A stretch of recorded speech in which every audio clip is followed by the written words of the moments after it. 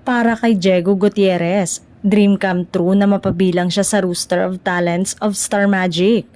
Kapipirma lang ng singer-songwriter ng kontrata sa naturang talent agency ng ABS-CBN last March 11, kaya naman masayang-masaya ang younger brother ni Janine Gutierrez. Another dream of mine that I've been wanting to achieve lately is this: being part of Star Magic. So, thank you so much again, Star Magic, for this opportunity.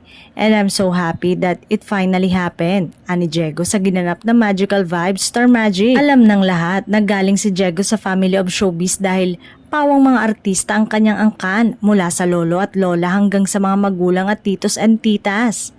Ayon kay Diego, ang biggest inspiration daw niya talaga sa music ay ang kanyang mamita or lolang si Pilita Corrales, who is a great singer. When asked kung ano ang biggest challenge niya sa pagpasok sa showbiz bilang showbiz royalty, ayon kay Diego, bagamat magagaling lahat ang kanyang pamilya sa kani-kanilang craft, hindi raw siya nagpapapressure at ginagawa niya ito motivation.